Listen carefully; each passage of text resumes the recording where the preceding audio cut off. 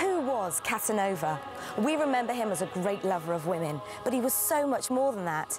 A magician, an astrologer, a low-life scoundrel, a terrible snob, a spy for governments, a secret Freemason, a Kabbalist, a servant, a prolific writer. He was rich and poor, a millionaire that lost everything and made it back again many times over. This is the story of Casanova. As he called it himself, the history of my life. In April 1725, Giacomo Casanova is born in the city of Venice. June 1798, Casanova dies at the Duke's Palace in Duchkov. He is buried in the chapel of Santa Barbara. Many years later, his body is dug up and moved, never to be found.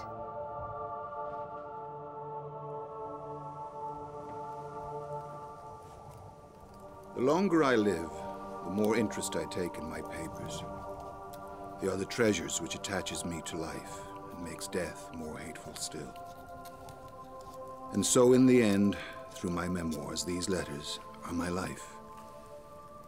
But I know full well that the end, even of my cherished memories, is not far distant.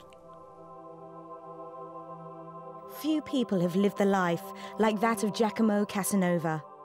Yet at his funeral on the 7th of June, 1798, only one distant relative attended the burial at the Santa Barbara Chapel.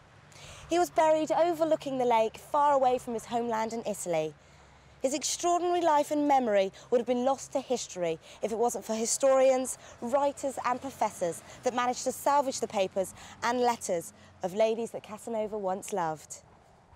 In 1899, an English poet named Arthur Symons came to Duchkov to find out what happened to the papers that Casanova had left behind in Dux. During all this time, people have been discussing the authenticity and the truthfulness of the memoirs. They've been searching for information about Casanova in various directions, and yet hardly anyone has ever taken the trouble or obtained the permission to make a careful examination in precisely the one place where information was most likely to be found. The greater part of the manuscripts were in Casanova's handwriting, which I could see gradually beginning to get shaky with years. Then there were many big bundles of letters addressed to him, dating over more than 30 years. Almost all the rest was in his own handwriting. In July 1792, Casanova wrote that he'd arrived at the 12th volume. In the memoirs themselves we read, The various adventures which, at the age of 72 years, impel me to write these memoirs. Written probably during a revision in 1797 at the beginning of one of the 2 chapters of the last volume, which were missing until discovered by Arthur Symons whilst at Dux in 1899. The library, which was formed or at least arranged by Casanova, and which remains as he left it, contains some 25,000 volumes, some of them of considerable value. Then Symons found a box with hundreds of letters. He had no time to make copies himself, but he realised that he'd hit a treasure trove and writes about it full of enthusiasm. They come from Venice, Paris, Rome, Prague, Beirut, The Hague, Genoa, Fiume, Trieste, etc., and are addressed to as many places, often poste restante. Many are letters from women, some in beautiful handwriting on thick paper, others on scraps of paper in painful hands, ill-spelt. A countess writes pitifully imploring help. One protests her love in spite of the many chagrins he has caused her. Another asks how they're to live together. Another laments that a report has gone about that she is secretly living with him, which may harm his reputation. Some are in French, more in Italian. Mon cher Giacometto, writes one woman in French. Carissimo a amatissimo, writes another in Italian. There are a great many letters dating from 1779 to 1786, signed Francesca Buscini. They are written in Italian, and one of them begins, Unico mio vero amico, my only true friend. In another letter, ill-spelt, be assured that evil tongues, vapors, calumny, nothing can change my heart. which is yours entirely and has no will to change its master. Now it seems to me that these letters must be from Manon Berletti, and that they are the letters referred to in the 6th volume of the memoirs. We read how on Christmas Day 1759, Casanova receives a letter from Manon in Paris, announcing her marriage with Monsieur Blondel, architect of the king and member of his academy. She returns him his letters and begs him to return hers, or burn them. But however this may be, I was fortunate enough to find the set of letters which I was most anxious to find, the letters from Henriette, whose loss every writer on Casanova has lamented.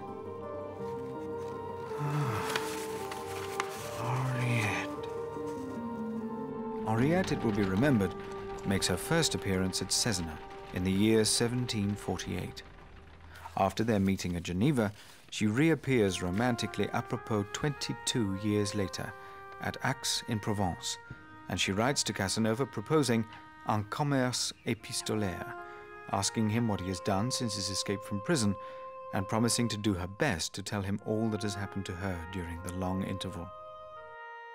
After quoting her letter, he adds, "I replied to her, accepting the correspondence that she offered me and telling her briefly all my vicissitudes.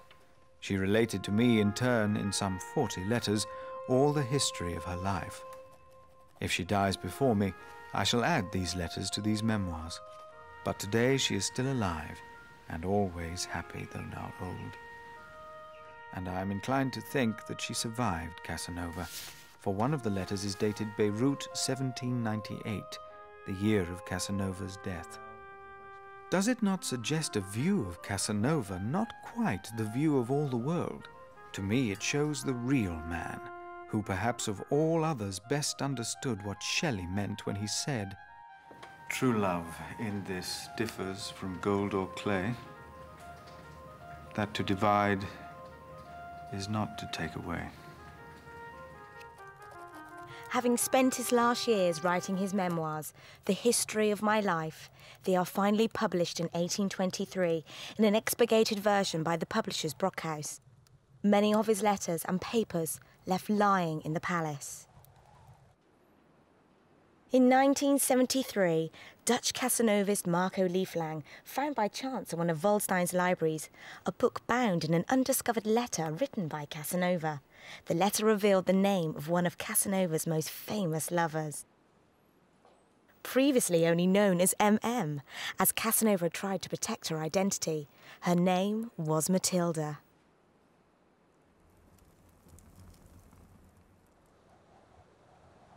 Because of the difficulty to see the originals of the Casanova archive, Marco Lieflang, the Dutch enthusiast of Casanova, has tried to form a shadow archive of copies and transcriptions, which can be handled by anybody who calls on the museum at Dux.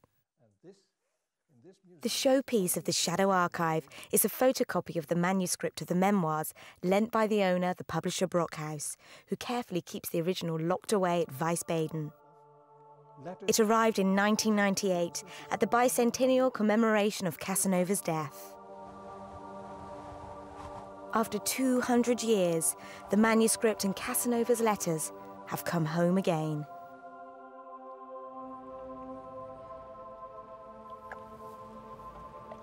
Casanova was born in Venice, Italy on the 2nd of April, 1725. His father Gaetano was an actor in the Venetian theatre, and his mother, Zanetta Farusi, fell in love and married him secretly, only informing her widowed mother, Marzia, afterwards. A year after Giacomo was born, the Casanovas left for London. His parents joined a touring theatre group, and grandmother Marzia, having pardoned her daughter, looked after baby Giacomo. His mother wasn't there. She was an actress. She worked in London. She worked in Dresden. Well, anyway, she was away, and Casanova was educated at home by his grandmother. In London, Giovanni, Casanova's brother, was born. He later became a famous painter. 3 more children were born in Venice. Father Gaetano died when Giacomo was 8 years old. Grandma took care of the children when Zanetta played her roles on faraway stages. In the meanwhile, she paved the road for Giacomo's education. He became a student at the Padua University, studying moral philosophy, chemistry, mathematics and law. However, the library at Padua University had many other books, which were works on magic, the occult and the Kabbalah. Casanova read them all, filling his mind with more immoral ideas of fantasy. Books about erotica also exerted a major influence on him. And they tried to give him a decent job. And if you were poor, there was only really one way to do it.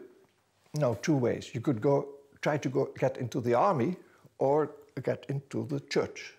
And for Casanova, it was going to be the church.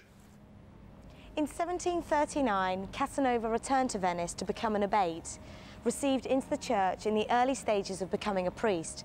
However, he met 76-year-old Venetian senator Elvis Gaspero Malipiero, one of the most powerful men in the city. He lived in a beautiful palace on the Venetian Canal and had over 20 mistresses. It was into the world of good wine and beautiful women that Casanova entered. The aging senator introduced the handsome man to women for whom he could no longer pleasure. A poor boy needed a wealthy patron, and there were over 12,000 servants in the city, 20,000 beggars and over 40,000 women who provided services to the wealthy merchants. Casanova made sure he always looked his best. And there is a wonderful story that someday in Venice he was going to preach in a church on San Samuele, very near where he was born, and next to the palace of Senator Malipiero. And Casanova was already a nice-looking, nice-speaking guy who attracted the attention of a lot of girls. And he had the chance to give a sermon one day in the church of San Samuele, and it went fine. So fine that the next Sunday there were more people. There was a crowd because they wanted to see this new miracle of a priest. And Casanova did his best to produce something nice, but he was invited to lunch before the sermon. And this was a nice lunch, and he had wine, and another glass of wine, and another glass of wine, so that when the time came that he had to deliver his sermon, he got up in the pulpit of San Samuele, and then suddenly his eyesight blurred. What am I going to talk about? He couldn't remember a thing. I thought, the only thing I can do now to get a way out is to pretend I'm fainting. Casanova's newfound position as a member of the clergy gave him access to the Italian aristocracy and an invitation from the Countess Monterel to her estate north of Venice. This was Casanova's first encounter with the beautiful daughter of the gateskeeper, Lucia. She visited him in his room and he persuaded her to lie in his bed. But what could become of her at the hands of a future priest? He later claimed that he was not in love with her, but Lucia would not make love to him. It was friends of hers, two sisters, Nanette and Maton, who visited Casanova's bed.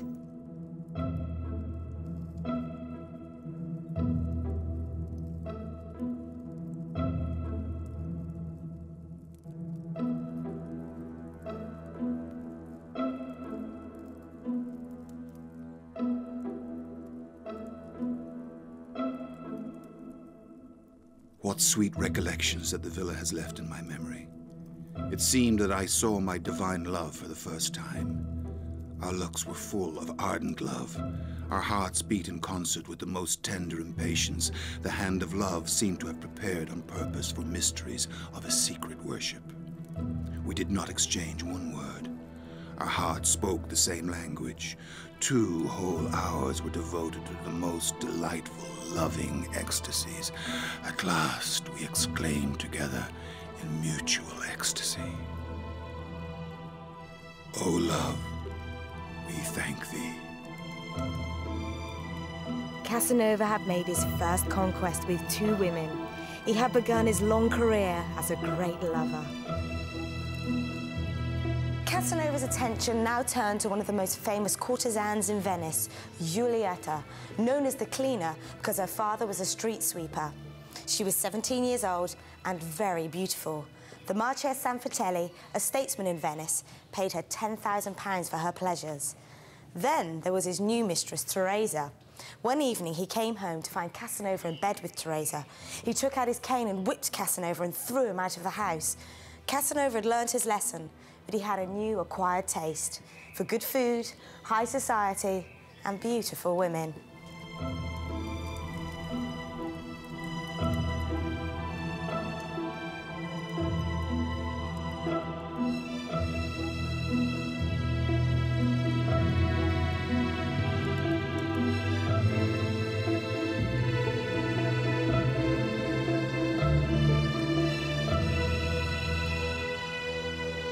However, it was his superior, including his mother, that decided he should enter a seminary for priests, the Seminary San Capriano. He went to a seminary and had his formal education to become a priest. He never really became one. Not that far, but the first steps were taken, and he was an abbé. It was at this time that he was offered his first paying job as secretary to Bishop Bernardo de Bernardis. Casanova set off to Rome to take up his new appointment. But stopping at Padua, he had his first exposure to gambling and prostitutes. He met a monk who invited him to a brothel. There he had the pleasure of a young woman. Later he attended a gambling table and lost £300.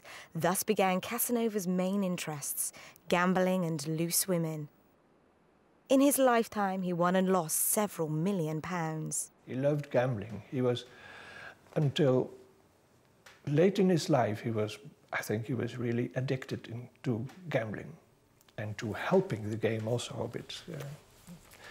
I think he, at times, learned to cheat while playing cards.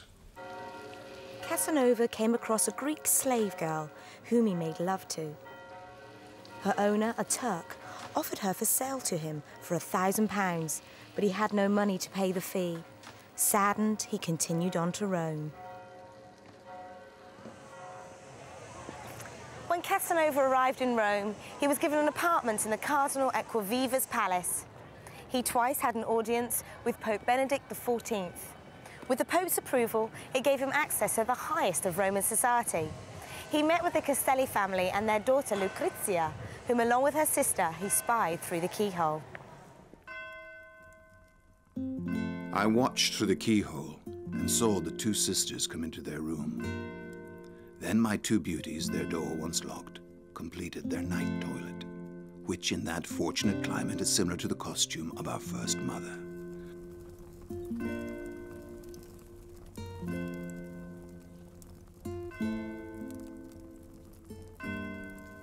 Lucretia, knowing that I was waiting to come in, told her sister to lie down on the side towards the window, and the Virgin, having no idea that she was exposing her most secret beauties to my profane eyes, crossed the room in a state of complete nakedness. Happy moments which I can no longer enjoy, but the sweet remembrance of which death alone can make me lose. I believe I never undressed myself as quickly as I did that evening. I open the door and fall into the arms of my Lucretia, who says to her sister, "It is my angel, my love. Never mind him and go to sleep." What a delightful picture I could offer to my readers if it were possible for me to paint voluptuousness in its most enchanting colors. What ecstasies of love from the very onset. What delicious raptures succeed each other until the sweetest fatigue made us give way to the soothing influence of Morpheus. The first rays of the sun, piercing through the crevices of the shutters, wake us out of our refreshing slumbers, and like 2 valorous knights who have ceased fighting only to renew the contest with increased valor, we lose no time in giving ourselves up to all the intensity of the flame which consumes us.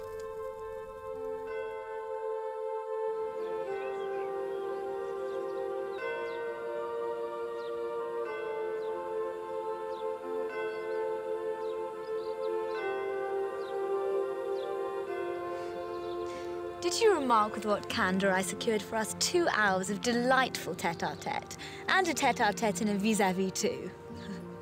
How clever love is. Yes. Darling, love has made but one of our 2 souls. I adore you. And if I have the courage to pass so many days without seeing you, it is only to be rewarded by the freedom of one single day like this. I did not think it possible, but you have managed it all very well. You know too much for your age, dearest. A month ago, I was but an ignorant child. And you are the first woman who has initiated me into the mysteries of love. Your departure would kill me, for I could not find another woman like you in all Italy. What? Am I your first love? Alas, you will never be cured of it. Oh, why am I not entirely your own? You are also the first true love of my heart, and you will be the last. Great will be the happiness of my successor. I should not be jealous of her, but what suffering would be mine if I thought that her heart was not like mine.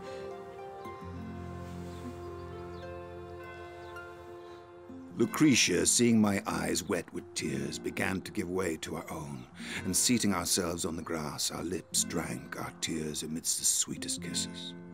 How sweet is the nectar of the tears shed by love, when that nectar is relished amidst the raptures of mutual ardor.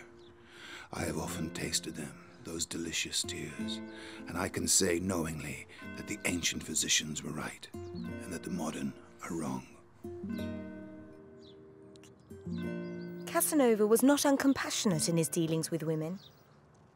He allowed a pregnant lady who had collapsed at the front door of his palace to sleep in his bed. But the rumour soon spread that Casanova had, in fact, made her pregnant. The cardinal, afraid of his reputation, removed him from the house and requested him to travel to Constantinople.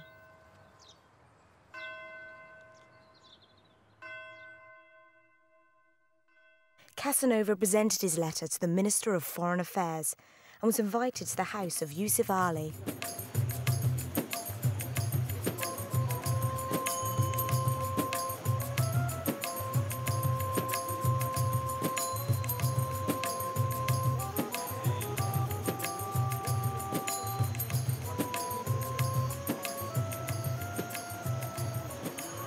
Do you know, I don't think I have the slightest inclination to get married. What? Oh, well then I must believe that you are not a perfect man, or that you intend to work out your own damnation. Unless you choose to tell me that your Christianity is outward.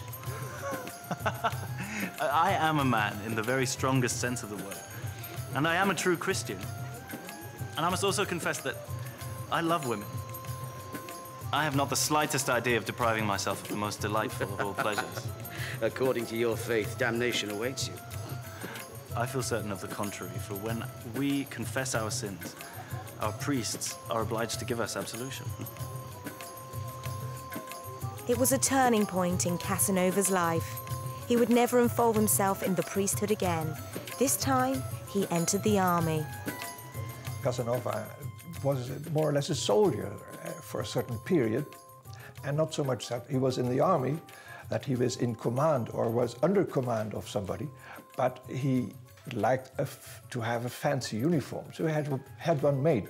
Of no army at all, he was general of his own army, a one-man army. Casanova, through his Vatican contacts, was appointed to Giacomo da Riva, governor of the Venetian galleys. On Corfu, he landed from sea at a place where, on a very nice beach, where there was one chapel. A chapel where girls who wanted to become mother went to pray and to ask for a good fruit. And there Casanova collected some sort of an army of about 6 or 7 shepherds around him. He paid them something to keep curious people out of the way. And that's the closest that Casanova has come to really being in the army. Whilst in Corfu, Casanova contracted syphilis.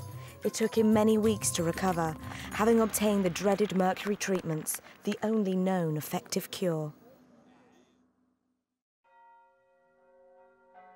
Casanova returned to Venice during the month of the Carnival. There he sat in Venice's most famous cafes, in the Piazza San Marco. Casanova met and engaged a troupe of actors and began gambling and womanizing. By the end of the month, he had lost everything at the gambling tables and was penniless. Broke and disillusioned, he joined an orchestra playing violin at the San Samuel Theatre. His social position had collapsed, and he eked out an existence on a low wage.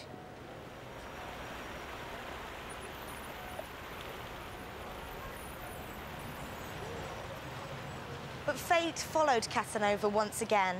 He was hired to play violin with the orchestra at a ball of an aristocrat who had married earlier that day. Just before dawn, Casanova was leaving the palace when he saw a red-robed senator climbing into a gondola. He had collapsed and was holding his shoulder. He was having a stroke. Casanova ran to the nearest coffee house to find a surgeon. In the gondola, the surgeon bled the senator and then took him to his palace in Santa Marina.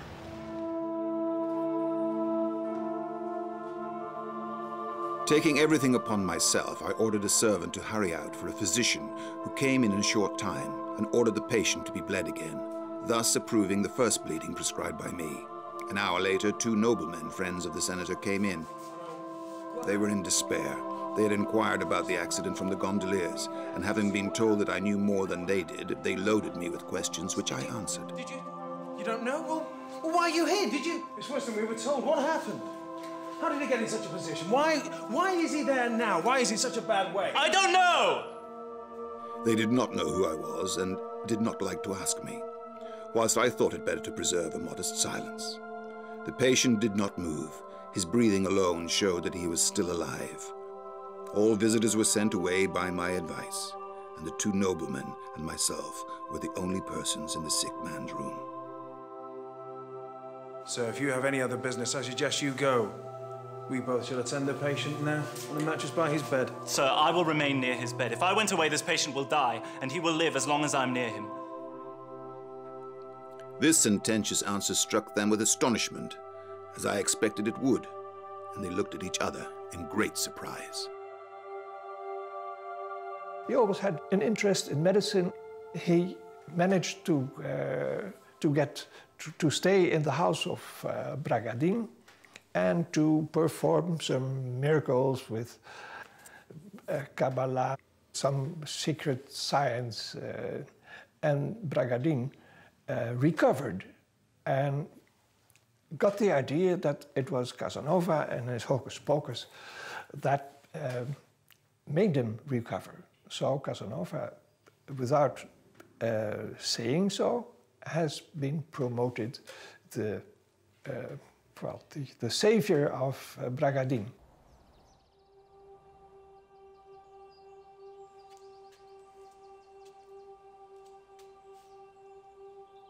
Whoever you may be, I am indebted to you for my life. Your first protectors wanted to make you a priest, a doctor, an advocate, a soldier, and ended making a fiddler of you. Those persons did not know you. God had evidently instructed your guardian angel to bring you to me. I know you and appreciate you. If you will be my son, you have only to acknowledge me for a father and for the future, until my death. I will treat you as my own child.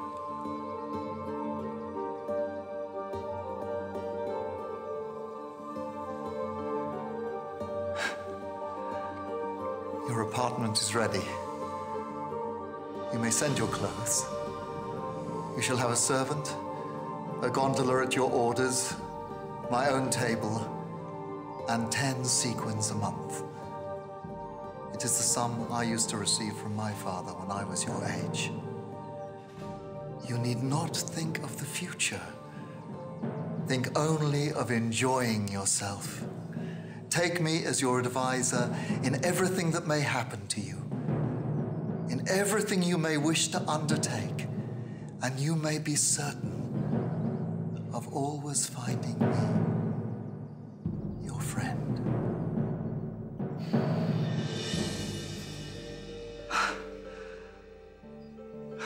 My son. My dear son. Such is the history of my metamorphosis, and of the lucky stroke which, taking me from the vile profession of a fiddler, raised me to the rank of a grandee.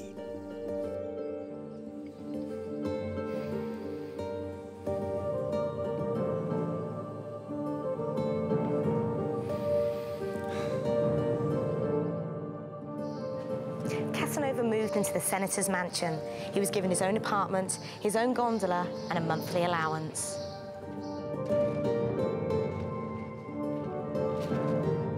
It was not only Bragadin, there were two other friends, three old men sitting together there in this. Mr. Barbaro, Mr. Dandolo, and Bragadin. My son. My son. Casanova stayed there for quite a long time. And Bragadin wasn't real wealthy. He had a nice palace, he had a nice job as a senator, but no money. But whatever money he had, he shared it with Casanova, and he gave him a sort of weekly allowance on which Casanova could more or less live. And the rest of it, he tried to find by gambling. Returning to the gambling tables, Casanova lost a large sum of money. But one night, luck was on his side. While he was romancing a young lady in one of the gambling dens, she dropped a diamond earring. And when she left the next morning, Casanova took it to a pawnbroker and made a tidy sum.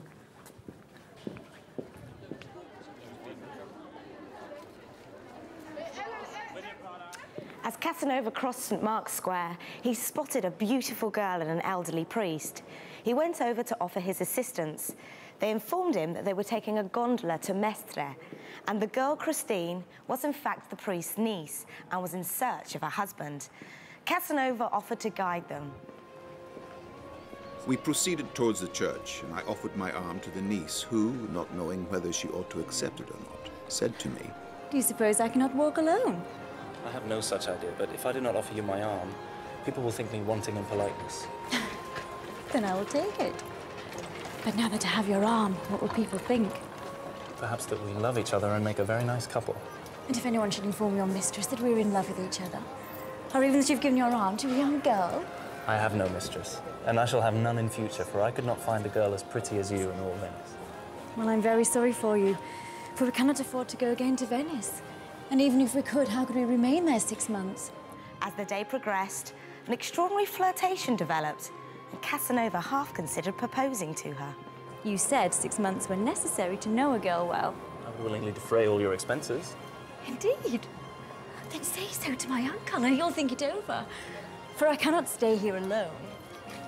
Of course. In 6 months, you'll know me well. Oh, I know you very well already.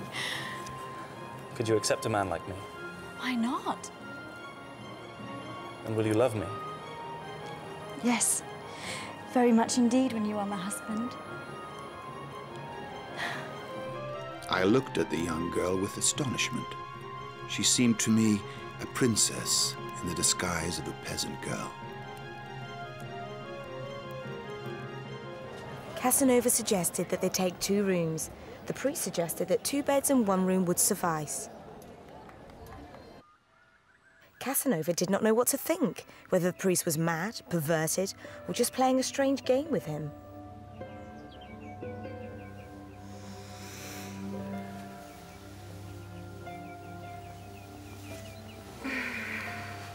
My uncle's gone. I didn't hear him. Dearest Christine, you are more lovely than one of God's angels. I have a great longing to give you a kiss. If you long to give me a kiss, dear friend, come and give me one. I jumped out of my bed. Decency made her hide her face. It was cold and I was in love. I find myself in her arms by one of those spontaneous movements which sentiment alone can cause. We belong to each other without ever having thought of it. She happy and rather confused, I delighted, yet unable to realize the truth of a victory won without any contest. An hour passed in the midst of happiness, during which we forgot the whole world. Calm followed the stormy gusts of passionate love. Christine was the first to break the silence. What have we just done?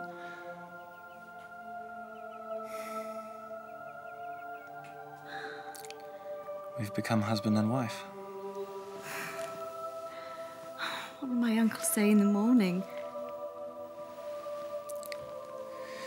He need not know anything about this until he has given us the nuptial benediction in his own church.